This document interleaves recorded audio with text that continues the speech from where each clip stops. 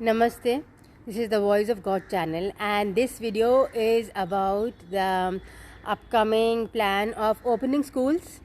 So the pandemic is only increasing.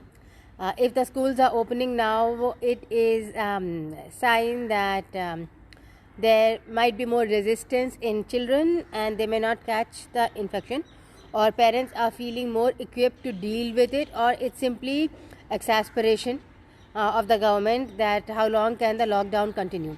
However, the health of children matters. The vaccines are new and the side effects are still unexplored, so it is not clear how safe it is to put the vaccines, especially on children.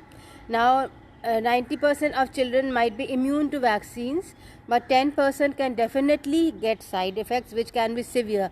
For example, my child has autism. He is 22 years old. He cannot speak, he cannot write, and this autism developed after his chicken pox vaccine. It started with the MMR vaccine. There were symptoms, and then the chicken pox vaccine suddenly completely changed his meal routine. He could not speak at all, and we could see the changes. Now this kind of change would come after a chicken pox vaccine. Probably 93% do not get these side effects, but 7% do, and for that 7% life becomes totally different. I mean, I can never go back to the time when he is normal, and he is 22. He can never be normal. He probably can never speak. He can of course never work, and he has severe sensory problems. So vaccines have these kind of side effects which cannot be ignored. Even if 1% population gets affected by the side effects, for that 1% it is huge. Your whole life becomes completely different. You just cannot lead a normal fun loving life anymore. Every priority of life gets changed if your child is sick. So deciding to open schools at this time when the pandemic has not reduced, and in India it is the highest, it is very risky.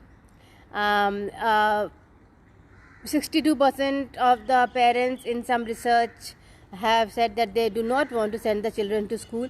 So the government should consider this option of continuing the online education. Even if some parents are keen on sending the children to school, there might be several who will opt for the online system to continue. Also, there is not much difference in studies. Even if you go to a regular school, like I have taught in a school, children will study only about 15 minutes to half an hour in a whole day. Rest of the time they are playing, they are sitting, they are standing, they are praying, they are eating. So the amount of time which is wasted in school is huge. It's immense.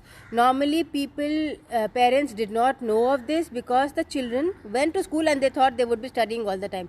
But studying is barely half an hour to 1 hour in a school, because in a half an hour class it's only about 10 minutes of studying actually, because 10 minutes is settling down, 10 minutes is getting up, revising.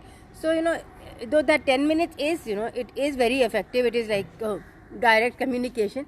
However, the backbenchers don't study in that 10 minutes also, and they can do double or triple the amount of studying that they do in school at home. And the online school is doing a fair enough job, because these studies are basically to build patience and discipline and overcoming difficulties in children more than teaching academics, because 90% of school syllabus is anyways forgotten. You have to relearn it all over again in adult life. When you are pursuing any specialization, you have to relearn the school syllabus. So you don't need to really remember the school syllabus. It is mainly for the routine and the discipline, which online school is fairly sufficing. There is a lot of reduction in tension of parents, because getting up early and sending children to school is always a war, especially when they want to stay up late. I mean, I'm not in favor of staying up late at all, but in our society we live in joint families, and when other members of the family stay up late, children want to stay up late, and you cannot really fight with everyone. So in that case, making them get up early is always fight situation where they get up in aggression. They are angry, and then they are angry the whole day, and then they blame you all the time for the sacrifice they have to do while studying, while going to school, and especially when subjects are taught which are not meaningful to them. At least if they have fun in school, it's different. But most of the time, they have to understand subjects which make no meaning in their current life.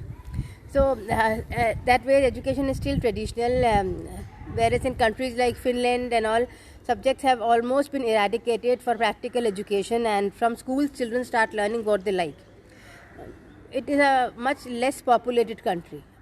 India is a very highly populated country, and though people think that having children is very good in this country, however, it is because of so many children that so many problems have risen. The competitive exams, you have exams for PhD here. For every good job, you have exams for entrance. Whereas in other countries, you get direct entrance. If you complete, fine. If you don't complete, you can quit at any time. But the stress related to exams is not there. Because the population is less. In hospitals, the people are very less because the population is less. In every sector you will find that because of less population, they have a very high quality of living. But in this country, people want to have children, they want to get married, want to have children, and even if they do not want, parents insist that is the only way to happiness, and most people suffer extremely in marriages. They are extremely unhappy, but nobody cares to listen to them. You have to fit in a structure. If you divorce and come, you are wrong because you could not fit in a structure that we provided for you, that we thought was ideal for you. So and though you might be much happier after divorce, but you are abused anyways all the time. So in this country, people will find faults this way or that way because there is so much population that they do not have any time to focus on quality of life. In such a situation, pandemic is rising. It will continue to rise because pandemic is also a result of negative thinking and a lot of negativity around virus around. So it is very difficult to provide conditions which are very hygienic. People do not meditate. People like to run around, have fun, alcohol, phone sex. So things which make you more negative. These are short-term escape routes. They make you happy for a few seconds, a few minutes, and then after that you are very depressed and you are very negative. So in such a situation where population is so high and quality of life reduces because you have to compromise all the time, the pandemic will rise, and in that, adding the stress of schools is going to be risky. So you have to think whether you really want to send your children to regular school, or it is far more better at this time to continue online education because the children might catch the pandemic, and we do not know. In case a death happens, it is trauma for the whole life. 90% chances are that your child will not catch the pandemic, and 95% chance, even if he catches the pandemic, he is healthy again.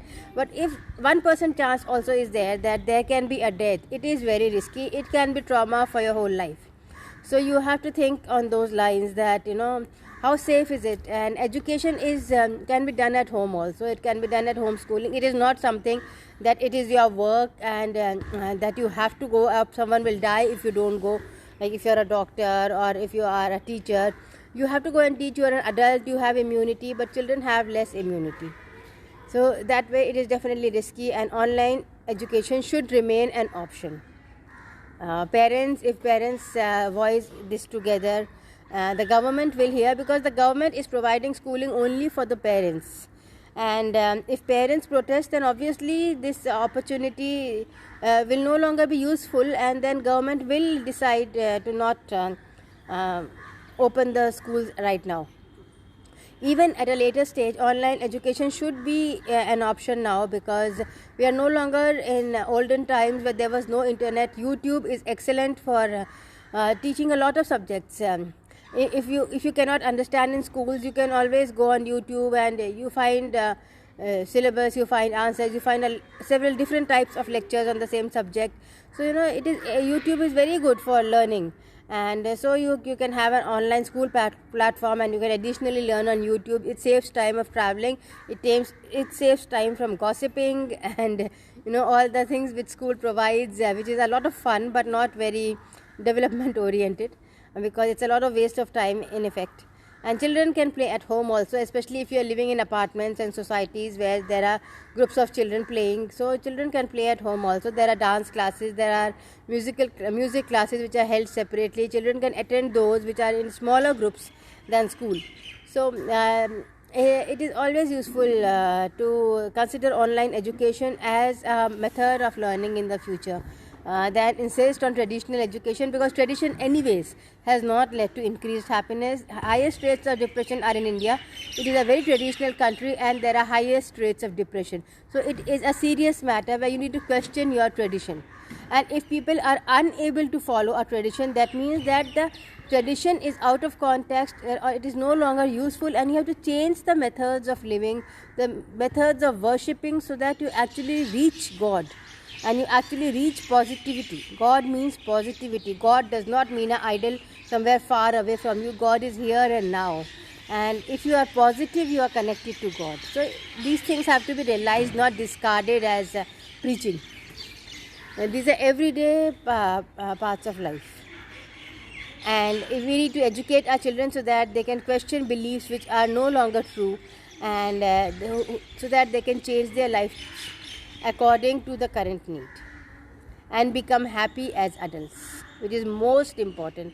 Even to be healthy, you need happiness, to have positive hormones flowing in your body. If you have stress hormones, you become extremely unhealthy and you start blaming God, and that makes situation worse for you. And death is not an answer for most people, because the problem continues from this body to the next body. So if you have to live eternally, you might be changing bodies, but if you have to live eternally, you need systems in place which make you positive in the long run. And therefore schooling needs a reform. And online schooling is a good option, though subjects still have to be reformed even in online schooling to become more meaningful. However, it is definitely a better option from regular schooling if you can afford it. Thank you.